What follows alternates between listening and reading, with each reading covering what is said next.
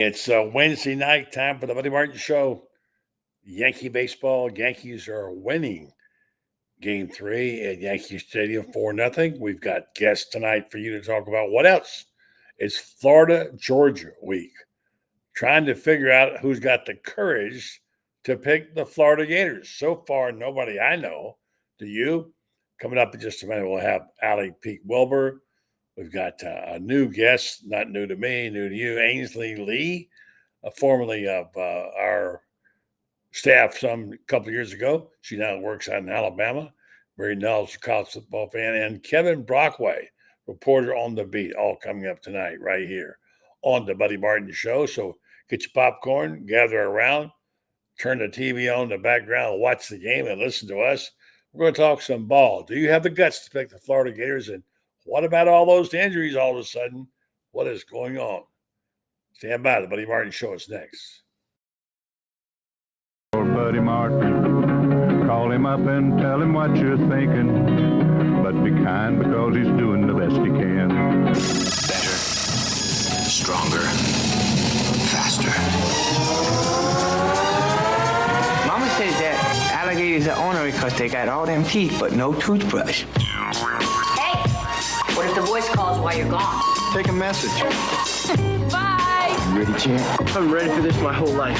I'm incapable of small talk. But that's why you love me, right?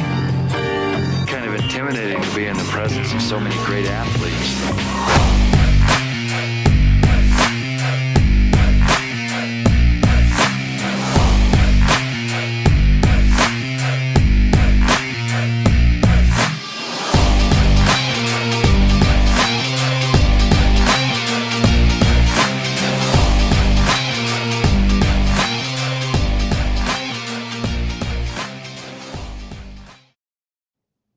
Good evening and welcome to the program. I'm Buddy Martin. This is called the Buddy Martin Show. It's Wednesday night. This will be our second show of the week. Glad to be with you, not counting our Tuesday morning show with Shane Matthews. We've got lots to talk about this week. It's Florida, Georgia, and stuff going on. Breaking news, a couple of injuries you're going to be interested in. Florida missing two more key players. Can Billy Napier ever get a break in that regard? And also news about the games. The Florida-Georgia game in the years 26 and 27, breaking today. Well, it's coming out of Jacksonville, at least for a couple of years. What are your thoughts about that? A lot of mixed comments about it. So coming up in a second, we'll have Peek Wilbur.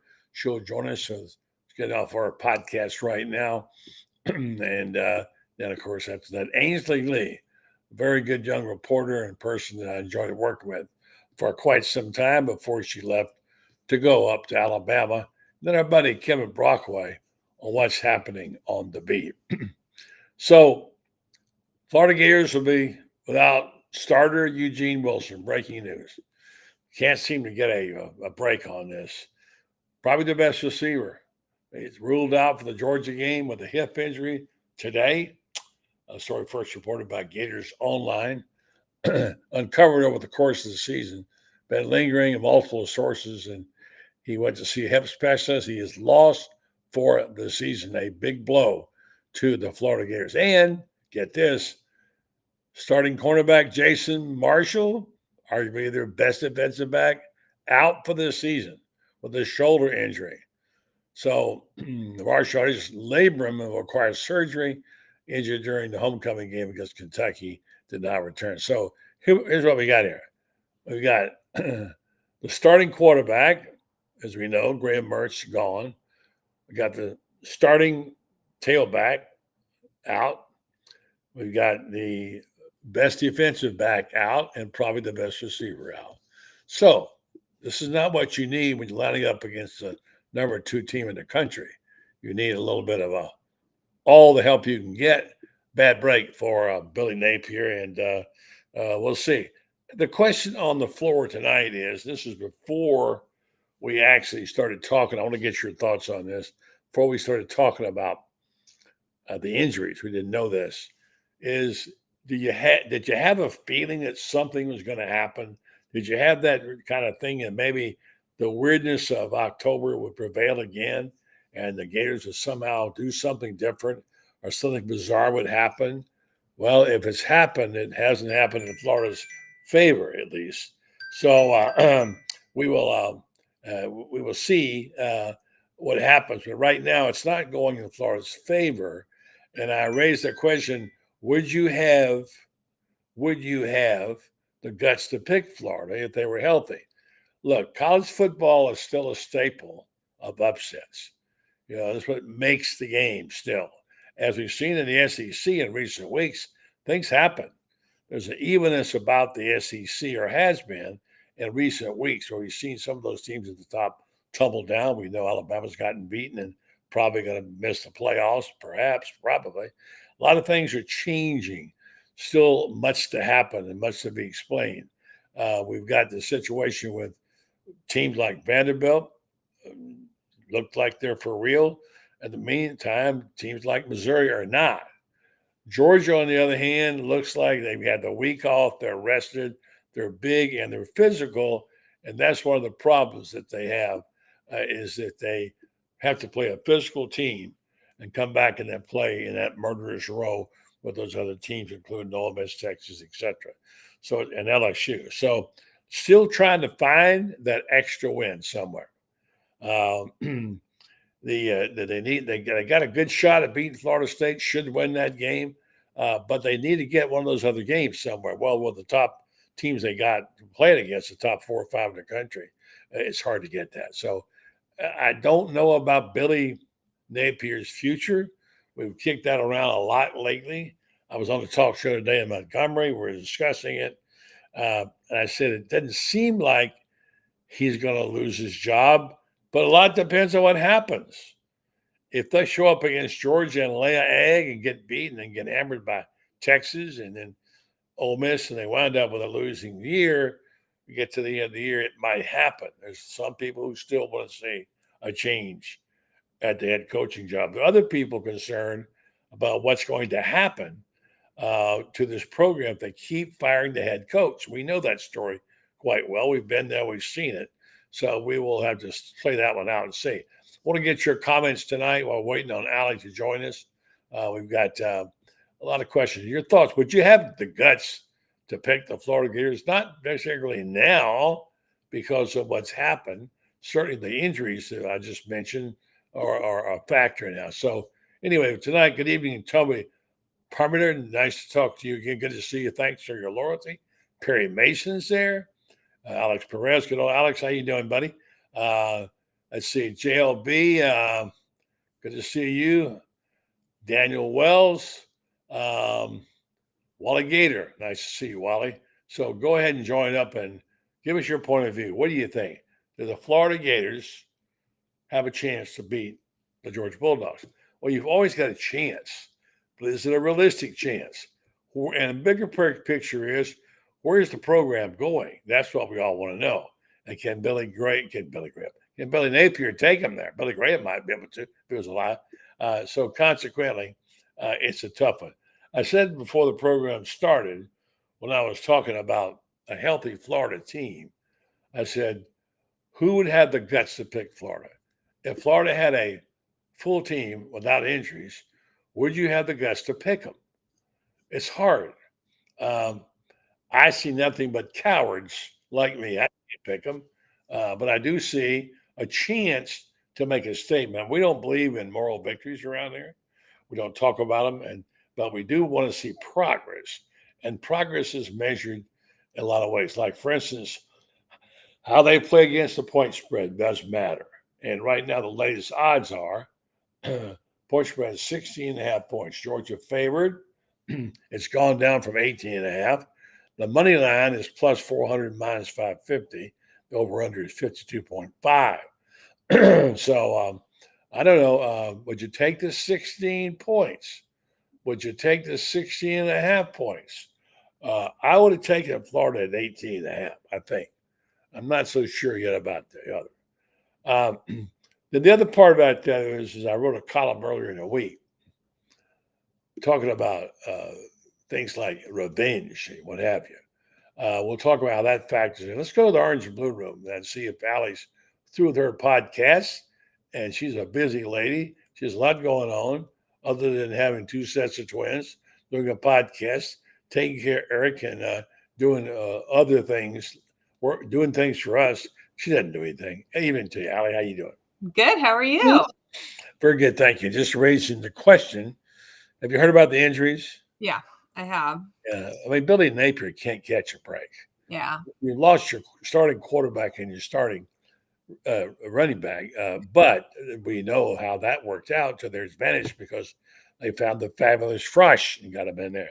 Now they've lost arguably their best receiver and best DB. Yeah, it's hard. That's definitely it's hard. I almost am not sure which is harder to replace too, because they both have been really pivotal in the games they've played in so far this season, but definitely big losses for sure. Yeah. You just got through your podcast. What you talk about, by the way, if you haven't seen it, be sure you check out Allie's podcast. I'm not sure how many times you do it a week, but a lot. And Peek Inside the Florida Gators. Tell them about what you talked about. Well, on Wednesdays at 8:00 every week, we go live and do a preview of the show. I had Graham Coffey, who is a Georgia beat writer, on. And so we previewed the matchups, and we talked about where he thinks the Napier era is, where it's going, how we match up with Georgia, what scares him about Florida. It's DJ Lagway. So yeah, it was fun. We had some technical difficulties, so it was a little late starting, so it was a little late ending, and just par for the course. That's how we live. It's how we live on the edge, which is we're subject to the internet whims and things happen. That's just how it is. So we'll get down to this in a minute, but I think we've been discussing this all season, how to squeeze 6 wins out of here at least. Now, for those people saying, why are we just talking about 6 wins? Don't we have higher standards? Yes, of course. But when you're in this situation, when things are going badly, sucking win, we were wondering if they get 4 wins. Yeah. Now 5 looks likely and 6 looks possible. Yeah. In my book, that's better. No, I think so. And I think it's not it's important to remember, this isn't my standards or your standards. This is what we have been told is the floor for him returning, right? So it's not like you and I are sitting here saying listen, we think it's totally acceptable to only win 6 games a year. We just report the news, right? We're here saying we have been told that the powers that be will bring him back for a 4th year if he gets 6 wins. 6 wins is possible. I don't know that I'm ready to say it's likely, but it's possible. I think that 5th win for sure can come from Florida State. I honestly think if you lose to this Florida State team, that it's probably a fireable offense. It's a death knell. They're bad, right? They're really bad. But I don't think there's a team on the schedule that there's not a path to victory. It could be very, very narrow, right? It's a very narrow path to beat Texas or to beat Georgia. I think it's a wider path to beat LSU and beat Ole Miss. The possibilities are there. Yeah, it depends on who they're playing the week before. And certainly there's every team we play has a bye the week before we play them. No, that's the bad part about crazy. it. Yeah, so I think right now I say they're going to beat Florida State. I'd give them a 35% chance of beating one of the other teams. Yeah. That would be probably Ole Miss, although Ole Miss's defense has really stepped up all of a sudden, or LSU. Yeah. I think they'll be their better. Well, their home games naturally give them that helps. Yeah, so we'll see. But I don't know. It's the poor guy can't catch a break. I'll say that. He just can't catch a break. All right, so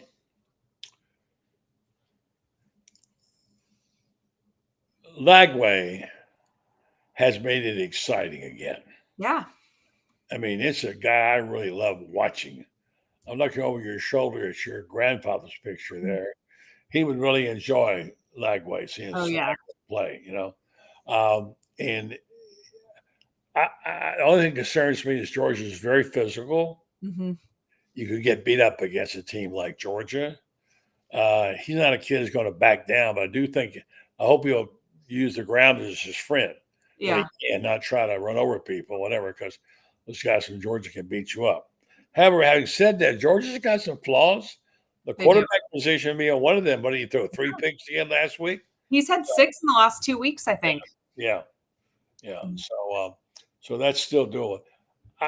Let me ask you about the news about the moving the game. Mhm. Didn't come as any surprise. I don't think that they were going to do it Yeah. because everybody feel. However, playing it in Atlanta and playing it in Tampa, I'm not sure how I feel about that. How do you feel? So I would have preferred it be a home and home, right? Only because I feel like, once in a generation, we can experience what it's like to have both of those games on our campuses. I think that would be really neat for the students. The last time it happened, I believe it was 94, 95, when it happened the last time. It just doesn't happen very often. I think 94 of the 102 or whatever have been played in Jacksonville. But I talked to, actually, I haven't even said this publicly. I talked to Urban Meyer and Mark Richt today. And both of them had really different takes on this. Urban thinks it's awesome that it's going to Tampa and Atlanta. He thinks it's great for those cities. He thinks it's going to be really, really fun. Richt would have preferred it on campus, but he talked about, what a disadvantage it is to play in Jacksonville for Georgia anyway. He thinks it should go back and forth between Atlanta and Jacksonville every single year to, so that it's happening in Georgia and then happening in the state of Florida. But I live in Tampa, so that'll be kind of fun to see. I think Georgia will see when it's in Atlanta that, oh wait, it's not any different than it is when it's in Jacksonville for us. It's not, you get 50% of the tickets, you get 50% of the parking. Like it's not, I don't think that it's an advantage. And now that there's no recruiting rules against them being able to recruit at that game, I don't think that there's any disparities there. Georgia can invite whoever they want and Florida can invite whoever they want. And the argument used to be, Florida kids might just be there, right? Because it's an away game. And so then it's some sort of an advantage. But, I would prefer it be home and home, but I can wrap my head around Tampa and Atlanta. I guess I'm the only person who in the world who thinks it should. I want to stay in Jacksonville, and I think puts the game. Oh, I'm okay with it staying in Jacksonville forever. I don't know if this might be not the step to like that. It could be a permanent deal. I'm afraid eventually. And someone went on the record today. I'm not sure, but it was Billy. Somebody saying that it's about money, and they get more money when they get the money, so you get more money. And look, a guy in the high up in the athletic department told me one time, you realize how much money the school makes by playing a bowl game before the season starts where they don't have to give student tickets away? Mm-hmm. Go to a neutral site, make gazillion dollars that way. Yeah. Neutral sites have their advantages in that regard. But, so I don't know. I find myself sound like the old man who wants to keep everything the same, get off my lawn guy when I go through myself. And I understand these things have changed the game. Yeah. I'm not trying to leave it the same. That ship has sailed. Sure. But where do you draw the line? What is sacred? Yeah. What is something that really you don't ever want to see change? We've just about seen everything change, Allie. Almost everything. Well, let's be clear. I don't want the game out of Jacksonville. I'm simply talking about what they have decided for 2026 and 2027. My hope is that it goes right back to there because I do think it's one of the most unique games in college football. I think there is something magical about a neutral site game. I mean, both those coaches that I talked to today were talking about how, at home and home, right? If it's your home stadium, it's really loud when your team's on defense and you can hear a pin drop when your team's on offense. And that's what they see 11 out of 12 games a year, right? But when you play in this neutral site game, nobody shuts up the entire 60 minutes, right? Because when your team's on defense, they're on offense and vice versa. And it's just loud the entire time. I think looking at it split directly down the center is really, really cool to see. It being right there on the St. John's River, looking at 200,000 fans tailgating on the river, like all of it is so magical. The pageantry of it is what makes college football, the best sport in the entire world. And I hope that never changes. Georgia fans like it as much or better than Florida fans. They get to come down and party on the islands. And absolutely. Spend a week down on St. Simon's Island and make a vacation out of it. By the way, have you heard people? This is the third or fourth time I've heard this. Hunter DeVries, I don't know how you pronounce his last name, says that Trey Wilson was mad about not getting targeted in the Samford game, he means, last play of the first half. He says it might have well been a tantrum. His time was done at that point. I've not heard that before except for message boards. Have you? I have not. And actually, I have, in fact, asked multiple sources about Wilson. And each time I have been assured that, yeah, there is really an injury there, that it's not related to him being unhappy, and hopefully that continues to be the case. But I really do believe he is truly injured right now. Labrum? Was that who was that? The I heard he's got a hip issue, right? And that right. He was. You're correct. I mean, it could be a hip labrum. I don't know, but Jason Marshall Jr. is the shoulder. But I heard it was a hip issue. I heard he saw a specialist this week. I do think this is a real injury. When things don't go the way that players want, particularly young players, you are sometimes going to see emotion. So I don't think as fans, we should get caught up in, what we view as a temper tantrum on the sideline when these guys just view it as their competitive nature. They want to touch the ball. They believe that if they touch the ball, the team is going to have better outcomes. And in Trey Wilson's case, it's probably always the case. And right? I like that in my players. I want my players to feel that way. Yes, absolutely. What's that line? Throw me the damn ball. Yeah. Receivers. Yeah. So I'm not reading into it yet, for sure. Yeah. In a moment, I'm going to have a special guest on here. I don't know if you've met her before, but she's very, very good. And someone, if you haven't met her before, she worked for us in Gator Bay a couple of years ago. She's gone away now, and she lives in Birmingham. She's an excellent writer, reporter, and someone I got to know when she was still at Florida, Ainslie Lee. She's one of the good ones coming up. Keep your eye on Ainslie Lee. I wish she still worked for us. So she's going to join us on the program in a minute, and she'll bring us a little up-to-date on what's happening in Alabama and Auburn. She covers them, and she also covers a little bit of Florida, too. She has a new job she's involved in. So let me do this commercial. Yeah. I'll go get Ainslie, and we'll have a little gab fest among the boys and girls, okay? Let's do it. All right, stand by. I want to tell you about our sponsor, of course, Meldon Law. They've been doing this for a long time. We appreciate very much their sponsorship. They also are in the law business. I'm happy to report I've had a very good result from using them in a business on a matter I had. And if you have an issue you want resolved, don't know where to go to get the right kind of lawyer, you want to call Meldon Law. They'll help you get to the right place. And they, of course, have offices right there in North Central Florida, Ocala, Williston, Gainesville, Lake City. And they make it a point to have as often as possible, as they say, have a Meldon talk to you. They don't want to farm you out to some guy you never heard of. So Meldon Law, they also sponsor a lot of things at the University of Florida. They have terrific giveaways. They just had a giveaway for an all-expenses trip to Jacksonville for the Florida-Georgia game. Tickets and the whole 9 yards. Meldon Law, they like to practice law. They're also great Gators. Meldon Law, they don't back down. Let's go see if we can find somebody that if you saw her work, you'd be really pleased. Ainslie Lee, say hello to somebody's got a great Gator legacy.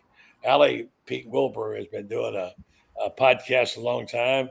She has, I think, 5 legacies, including her grandfather, father, brother, cousin, everybody, and does a terrific job on her podcast. Say hello to Ainslie, who now I'm not sure what your title is, Ainslie, but you're out of Birmingham now. Yeah, I mean, it's remote, but so I'm an editor with USA Today Sports, their sports network, but primarily focus on the markets there in Florida still. Yeah. So she's an Ocala girl, though, just so you know. We're claiming her, and she's done quite well, as I knew she would. One day we'll all be working for Ainslie, that's for sure. So what's happened up there in Auburn and Alabama country these days, Ainslie? Everybody's looking forward to basketball season. It's been an interesting season, certainly. I think Auburn, I'm not gonna lie, I was on the Auburn beat last year, as you know, and at the start of this year, and I kind of drank the Kool-Aid. I thought they were going to be I thought they were going to make some noise, and they've made their noise all right. It's just kind of not the noise that I was expecting them, or I think a lot of people were expecting them to make. So that's been, down in Eastern Alabama, that's been, a not great story. And then you've got, the new era of Alabama football, and that's really not going, I think, as anybody.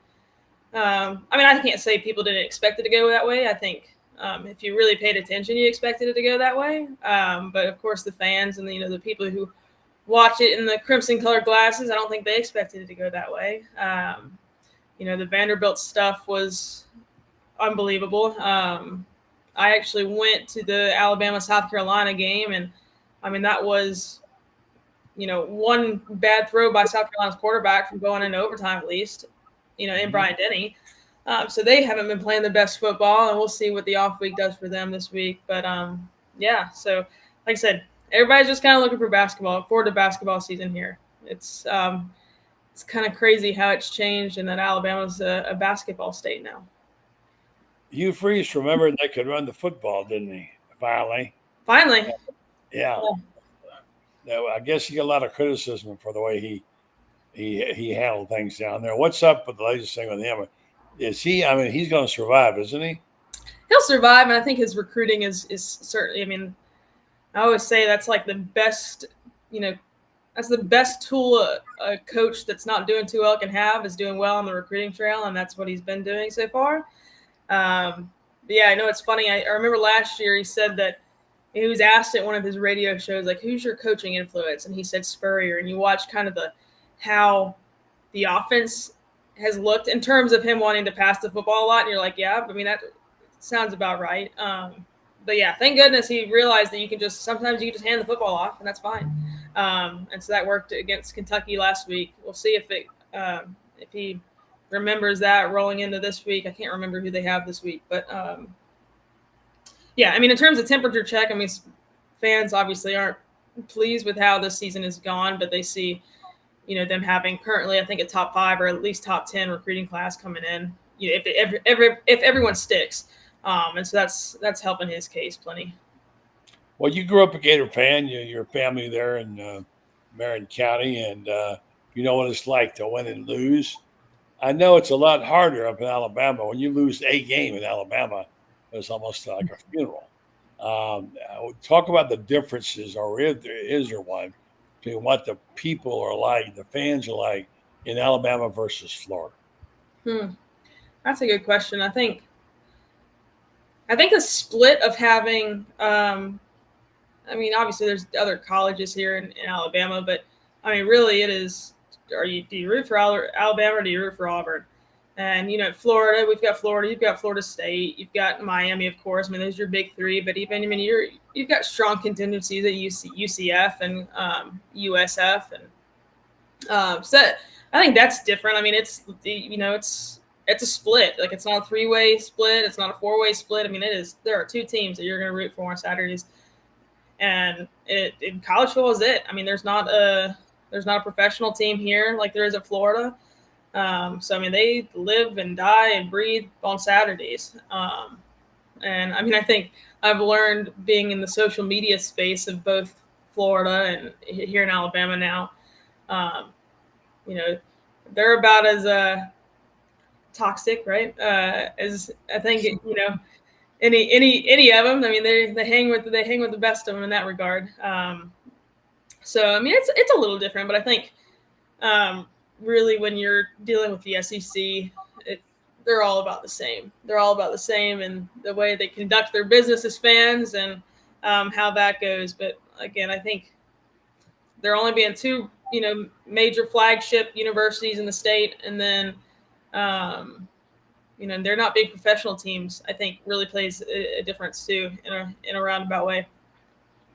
Well, Allie and I every week are on the show, and we're trying to sort things out, and we're trying to decide if there's a game they can steal down the stretch here, besides Florida State, who they should win to get in 6-6.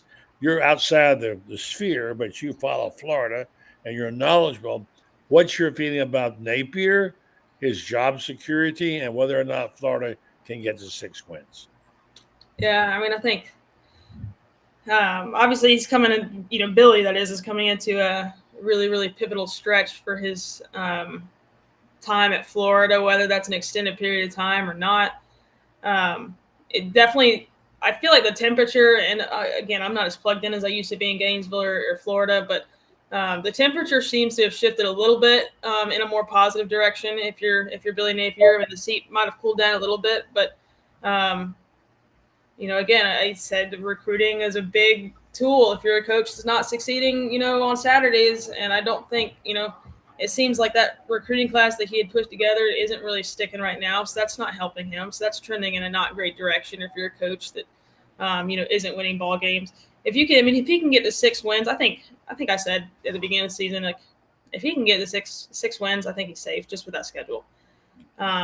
Because I think there aren't many teams. There are only a handful of teams in the country that would, get 6-7 wins with the schedule Florida's got. And so I don't know. We'll see. I think just the president situation, the athletic director situation. I mean, I just think there's so many things that need to fall in line for any decision to be made. And so I almost wonder if it is going to kind of be a stalemate situation of neutrality and, nobody's going to make the chess piece that needs to move. And I think it's what that chess piece is subjective. But I think there's a lot of moving parts. I think that was a really long answer. I don't know. That was probably a really long non-answer, but. All right. I'll let this one go over to Allie, talk about it in terms of whether or not Napier has gotten enough credit for the things he has done right. We've all been critical. Allie, you and I have been critical of him a good deal. But when you think about the fact that in the face of this, I don't know if you call it what you call it, but it's certainly not a great time in Florida football. And all this, he's managed to keep the team together and seeing some progress, Allie. And I think he needs a little credit. He did recruit those guys that teed it up as freshmen last week. Sure. And I think he's done a pretty good job so far of holding them together, if in fact he does, Allie. I think he gets credit for the fact that he absolutely hasn't lost the locker room, and it is very easy if you're 2.5 years in and there's a lot of outside noise and the seat is hot to have players quit on you. You can look at UCF where the seat's not even hot for Malzahn, and they've got guys defecting left and right, like sitting out so that they can save their redshirt year, so that they can hit the portal. And that's not something that a single player, at least publicly, has done at all for Florida. And in fact, I think if you watch from week 1 to where we are now, we actually are seeing players play with a lot more intensity than we were at the beginning of the season. So I do think you get credit for that. And, it's hard. We talk about this all the time, buddy. We like Billy Napier as a person. We think that he's done a lot of good for the University of Florida. I think he's done a lot of good for the guys in that locker room. I think he's done a lot of good for non-revenue sports at UF, things that have happened behind closed doors that people don't even maybe know about. Like he's given them opportunities. But the bottom line is he is going to be measured by his wins and losses.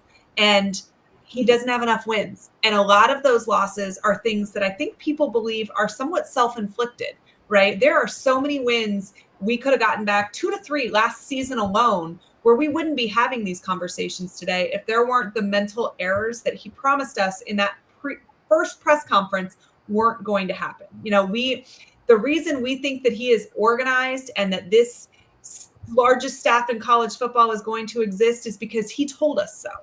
He's detail-oriented because he's told us that. So now we're trying to hold him to the words that he said, and they don't really match up at this point. Can he turn this around? Yes. If they win 6 games, he gets year 4, I think. And they might get there. There's absolutely a path for that. But I think he gets about the amount of credit that he should get. The word myopic comes to mind because Billy is so enthralled with what's in front of him. Mm-hmm. Players and the procedure and the operations and doing everything and doing all things that he doesn't see beyond his notes.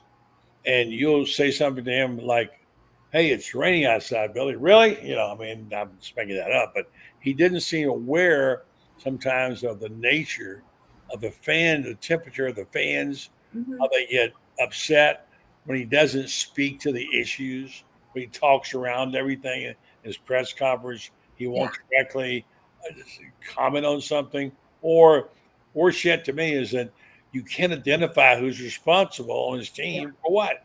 I mean, he didn't want you to know who the special teams coach was, or I who. think that's him protecting his staff, but I don't think No it. question about it. There's no question about it.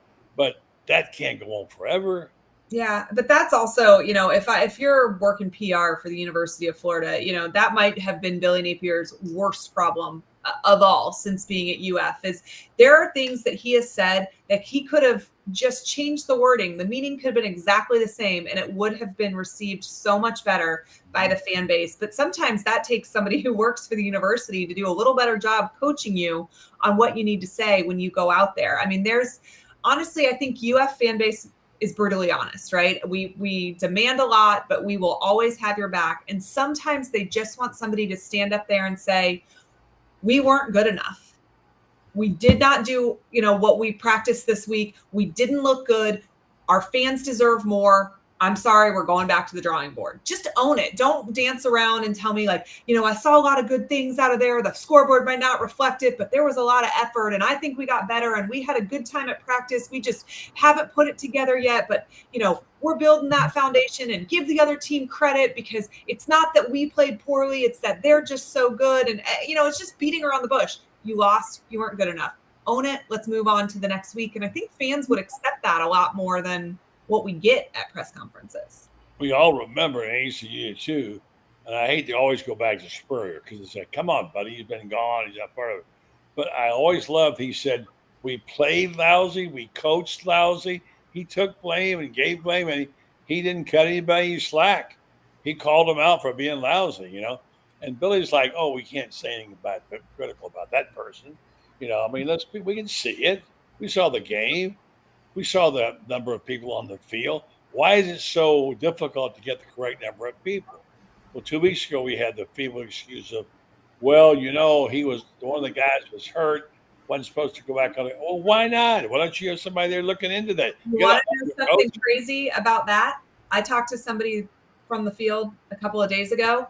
On that play, the player that was hurt, I believe it was Damian George, but was called off the field by Joe Houston because he was hurt.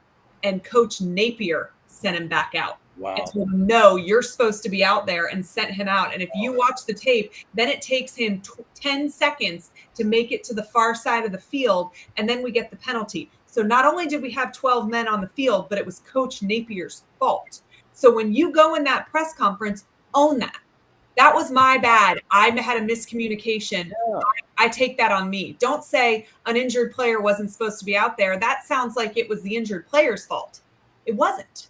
He was off the field. His special teams coach knew what he was doing. The head coach overrode it.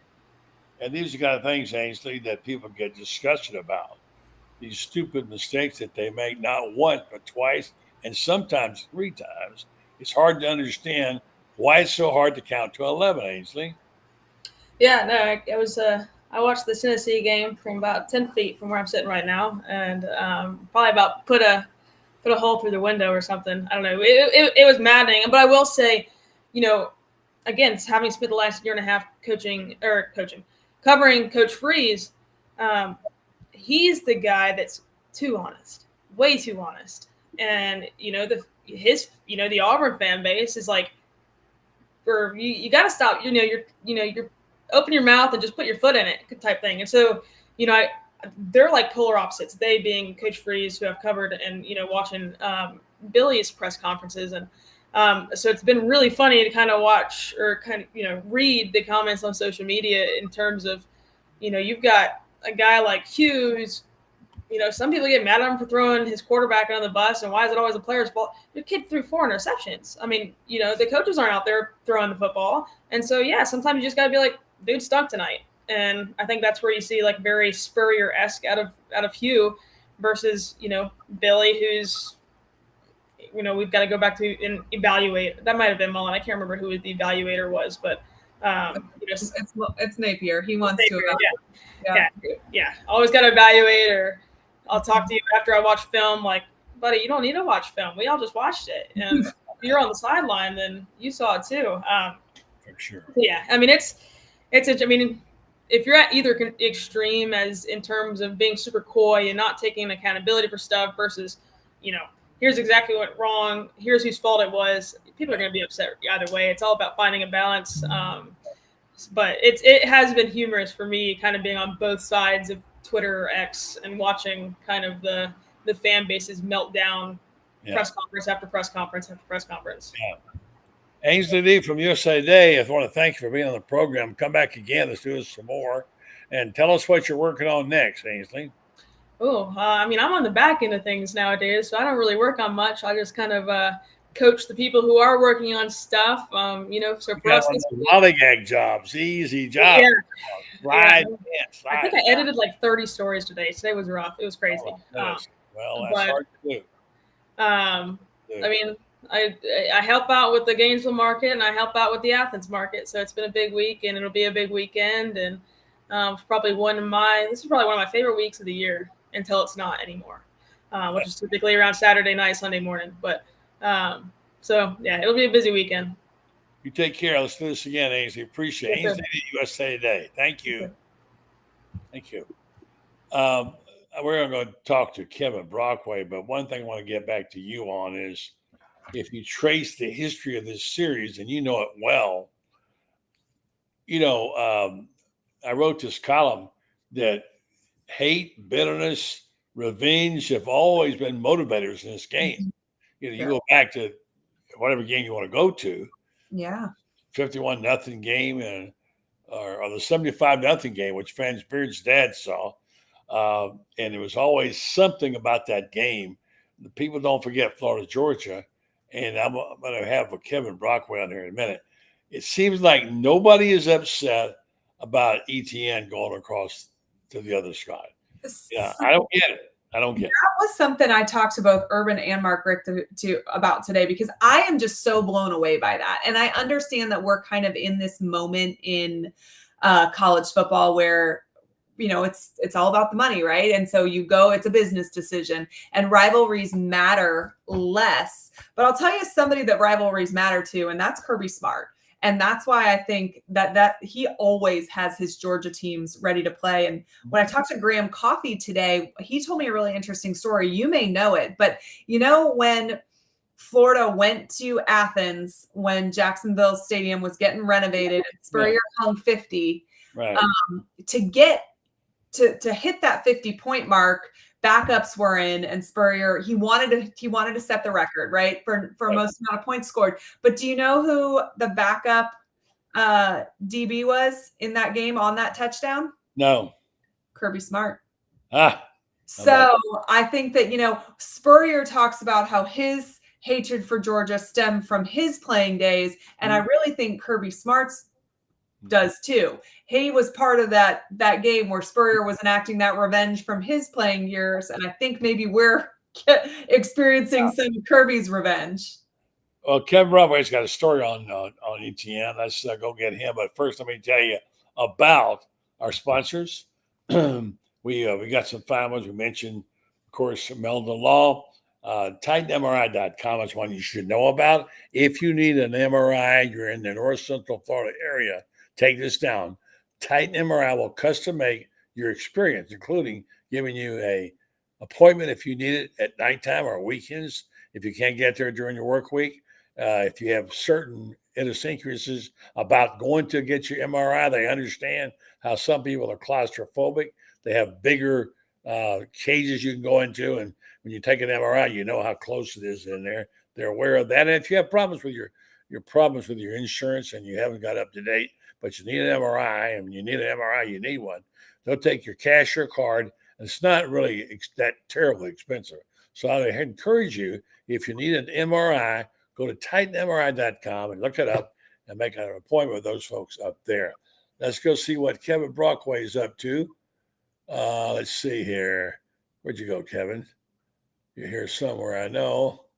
There he is. Good evening, Kevin. How you doing? Hey, good evening. It's interesting, buddy. You thought that I was hard on Billy a couple of weeks ago when you last had me on. I'm listening to Ainslie and Allie. What do you call it? I'm a pussycat compared to both of them. No, seriously. Rip And, you and if apart.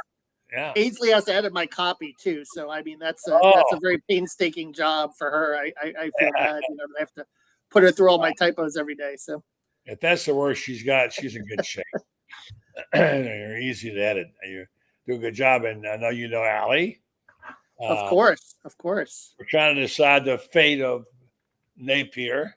I mean, can a guy get much unluckier? Now he loses his best defensive back, on top of that, and his best receiver on top of his starting quarterback and tailback. I'll tell you what, is Eugene Wilson his best receiver, though? I think it's Elijah Badger.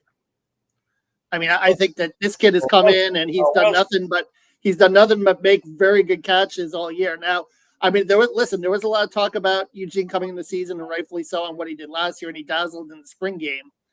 But I mean, Shamir DK and Elijah Badger have stepped in, and I mean, they're playmakers, buddy. They're nice players. So while it may seem like a little bit of a loss, I think that some of the skill positions, when you look at how Billy's evaluated the transfer portal, Ricky Pearsall, DK, Badger, some of the running backs, he's done pretty well there. We've discussed that, and I think they'll be able to compensate for Trey Wilson. Okay. Well, they may, but and Alec, correct me if I'm wrong. When he started the season, now Eugene Wilson was the guy. We didn't know about those other guys yet, and they have come on. You're right, no question about it. But you got the speed and you got the talent, and the guy who was the top receiver when the season started was Eugene Wilson, wasn't it, Allie? Yeah, it was. He, I think he's an incredible talent. But I kind of agree. Badger lately has really been incredibly impressive, not only on offense but on special teams as well. And I feel like he's a really good blocker, which is something I don't think he gets credit for as well. So I might be willing to come around to that. But I will. I mean, regardless, Florida has a lot of talent at that position. Yeah, no question. And I think in fairness, Trey's probably been slow by the knee all year. Starting with that Sanford game, and that's probably hurt him of late, that he never really fully recovered from that. And it probably wasn't even, based on some things I'm hearing, wasn't even probably sure of it when he came back in the Tennessee and the Kentucky game. Yeah, I agree. Good story you had today about the ETN story. Yeah. We were just saying, I'm surprised a lot more Gator fans aren't upset by the fact that he sort of betrayed them and went over to the dark side. Maybe it's a different time we're in, I'm not sure. But you had a story today about what his value was to the team. Talk about it, Kevin. Yeah, well, it's interesting because I kind of crunched the numbers a little bit, and Florida is running the ball about the same without him than they are with him. So now if ETN goes out and, has 150 all-purpose yards and, really makes a difference in this Georgia game, I think Florida fans will still be upset about the star that got away. But Florida's been able to compensate there too. And maybe that's a credit to Jabbar Jaluke again and Billy and how they identify and develop running backs. Jaden Baugh has been a find, obviously, with that 5-touchdown performance against Kentucky. And Montrell Johnson has been banged up for most of the year. But even a kid, Jacoby Jackson, who they got as a JUCO transfer from Pensacola, is someone that certainly has been a little more than serviceable. He's found the end zone a few times. They've kind of done it a little more by committee this year than they did last year, but I still think that, Trayon Webb obviously has been banged up on and off, but when he's played, he's been effective. And he's back, even though he didn't play against Kentucky. Maybe the bye week he'll play a little more this week. So I think they'll find answers. Montrell obviously is still questionable. They just listed him for the Georgia game, and he sat out against Kentucky, but they found some answers in the run game, and I do think it's kind of a plug-and-play position, And as to your point about the whole rival, I think from a player standpoint, because Jack Pyburn said he's still brothers and so forth, I think we have so much of this travel league going on, the 7-on-7 and stuff, that, so many of these players cross paths even before they get here, that there's a lot more friendships and less rivalries and less between players. There's not the bitterness there was 10, 20, 30 years ago. I just think it's a different age in that regard. Could be I'm getting too old.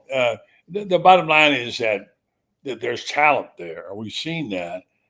As much as we give credit, Allie, for keeping the team together and having these talented young guys like Jaden Ball, who I've had on my list from day one. I've loved him now ever since I saw him the first time. And the guy, I mean, to be as big as he is, I mean, I had to, I taught when I was on the show last week with Shane Matthews. He didn't know how big Ball was. I said, well, he's like almost 6'3". He's 238, and he's fast and he's got good moves. He's got good hips. And Shane said, well, I was standing next to him on the sideline. He wasn't that big. I don't believe he was. I said, it's on the program. Look at his height and weight. This guy is the real deal. And I'm not saying I was a genius, but I would ask the question, would we have ever seen Jaden Ball, or for that matter, would we have gotten DJ Lagway on the field if it hadn't been for the injuries? Allie? Yeah, I mean, I think so. Going back to the spring game last year, I think Jaden Ball was incredibly impressive, right? He jumped off the page in a game that only featured Gator players. Yeah. But Montreal was great last season. Montreal has been good this season. I don't necessarily blame Billy for not immediately wanting to, give more carries to this young guy over a guy that has been successful at that position. I actually like the amount of running backs that have gotten, carries out of that room. That's an area that I don't really have any complaints about how Billy has managed them. I think, Ball has separated himself a little bit, and some of that is just because he took advantage of the moment that he had, right? Because of injuries. But, he's a stud, but I think we were going to have success at the position no matter who was the main guy. Yeah, go ahead, Kevin. The offensive line blocking a little better too. I think that helps in the run game for sure. And let's not forget too, buddy, that ball week 2 against Sanford. Remember he fumbled the ball out of that end zone. I think that might have spooked Billy a little bit. Maybe he wanted to see a little more ball security in practice. But he got another shot against Mississippi State, and he's been pretty shorthanded really ever since that game in terms of taking care of the football. I think that's, obviously the thing with young backs. But Kirby Smart told a story on the SEC teleconference about how Jaden Ball was a safety as the 9th grader, and he could see then like he was this big, strong kid that he was going to really be something. It's amazing. Kirby didn't scoop him up out of Atlanta as well. Did we hear the story too that actually the final person who convinced Billy to take Ball was his brother, right? His brother. Oh yeah, that's right. He talked about the high school football coach. He was talking about that as well in the Monday press conference. Which was interesting. But it's like I said, he's been a nice find. Obviously, DJ Lagway is playing well, and you're going with the young kids. You're going to go with 2 true freshmen into this game against Georgia. Maybe they're, who knows if they're going to have nerves, or maybe they won't know any better and go out and make plays and maybe reverse this trend a little bit that's been happening in this rivalry. Yeah. All right. So let's gather around here, huddle up just between us right here, us good folks, and talk about this. Had they not gotten the injuries, maybe things might have been different. The fact is that this betting line is down to 16. I don't know if it's going to go any further than that. Losing 4 starters doesn't help. But in ESPN, before the last 2 injuries, gave Florida a 20% chance of upsetting Georgia. Mm-hmm. 2 things here. There's winning the battle and losing the war, because you can get physically destroyed by a team like Georgia. If your whole season can be just wiped out. Yeah. The second thing is you got a bunch of young kids who don't know any better, go out there and throw the ball around. You never know what might happen. And then this is how upsets are made. Do we see any possibility whatsoever of Florida pulling one off? I mean, chip in a chair, right? They got a chance. Yeah. It's not a big one, but they got a chance. Yeah. I just want to see them close the gap a little bit, buddy. It's been 21 and 22 Let's see if they can take a competitive game into the second half, into the fourth quarter. I know that sounds like a moral victory thing, but let's see. This is not the Georgia team of the last 2 years either. They're having some issues too. Carson Beck, obviously. We talked to Mark Weiser for our podcast today. Not the same dynamic at receiver. Brock Bowers, they haven't found a really dynamic tight end to replace him. Oscar Delp's been a disappointment.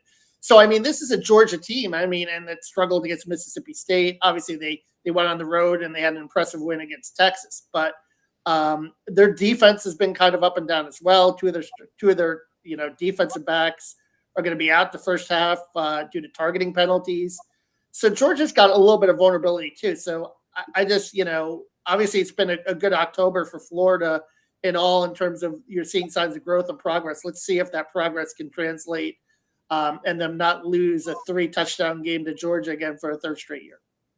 I just want to see, did our defense actually turn the corner, or are we just playing better because the competition isn't as stiff as it was in the beginning of the season? And, even if we don't win this game, I still think we could get the answer to that question, right? This is a prolific offense, I bet prone to mistakes, and a really stout defense who has been really tested so far this year. So, if we can hold our own, it is a good sign. And I don't like moral victories either, but if you can hang with them, there's a good chance you can pick up a couple wins later on in the season then. Yeah. And get out of it without injuries. So you remember last year, Shamar James goes down in that game. The defense goes totally in the tank without him.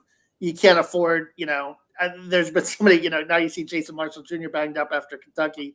Obviously, that's a blow because he's one of your better defensive players. But maybe Florida's a little more better equipped to handle it because there's a little more depth on this roster than last year. But we will certainly see how that plays out in the month of November. Allie and I talked about this earlier about squeezing out that extra win. You kind of given it Florida State as the win. Now that means one of these other 4 teams have got to lose to Florida. Which ones do you favor, or one do you favor, or do you favor any if you had to pick one, Kevin? I'd say Ole Miss might be the most vulnerable, although, LSU, you might be able to turn Garrett Nussmeier over a little bit also in that game in the Swamp. Mm-hmm.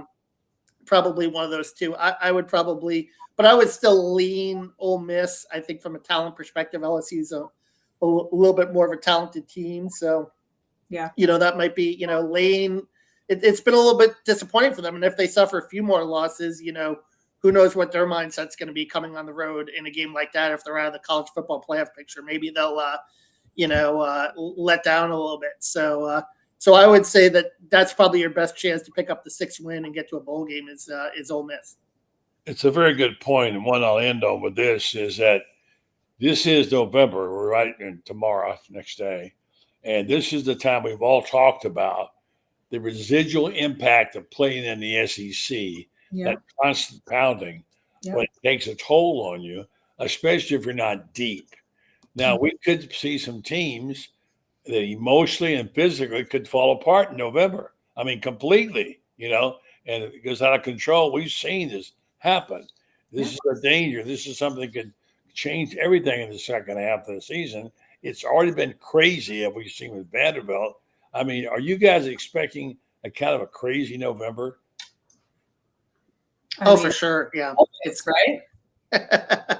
It's college football. I think but I think the dynamic more with the 12-team playoff, buddy, in terms of the fact that, LSU might come into this game with a lot of pressure, depending on the outcome of the Alabama game.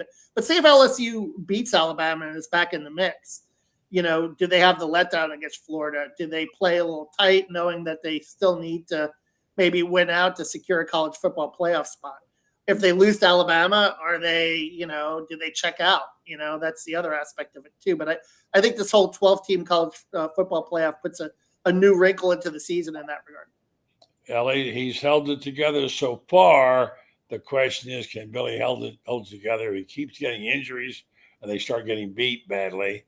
The frightening thing is you could lose your whole franchise if you're not careful.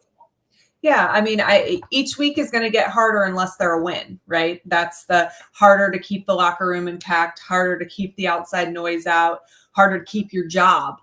All of those things get more difficult if you stack some losses up here. And so, but he's got a chance to save himself. He gets to 6. I think he gets here 4. So there is a path to that, and we're going to see what they're made of the next few weeks.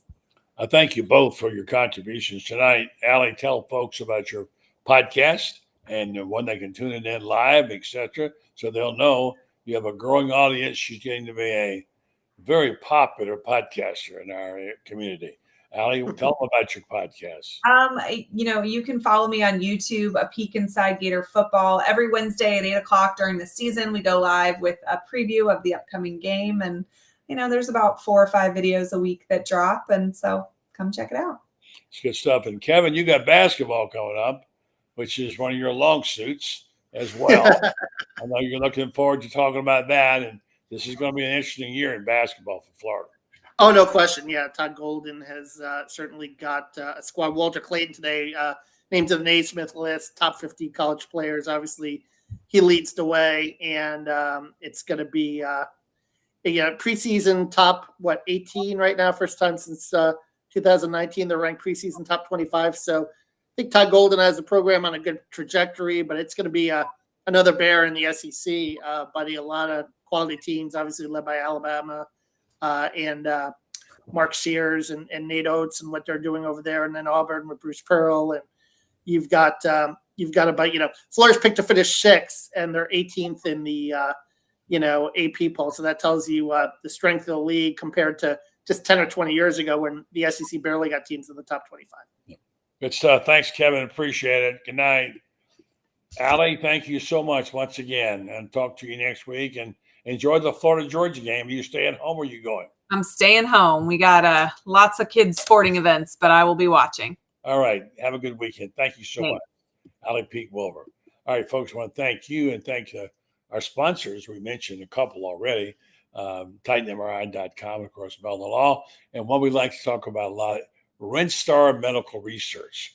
They're friends of mine. They do terrific things in the community service. They're a great stakeholder in downtown Ocala, and they want to help you have better health. And they encourage you to take part in some of the RenStar clinical trials. How you do that is go onto their website, renstar.net, and see which trials they're running currently. There are many different kinds, and you can take part in those and perhaps find out more about your health. Certainly help them as they're gathering all the data they need for their research, and you can get compensated for time and travel if you're picked for one of the clinical trials. So do it today. Go to renstar.net and find out what people say. RenStar Medical Research, seeking tomorrow's answers for the health questions today. Thanks a lot, folks, for listening and watching. We're back tomorrow night with the Orange Blue Bloods and Ben Troop and the gang. Come join us. Let's talk about what else? Florida's Georgia week. It doesn't get much better. Thank you, folks. Good night.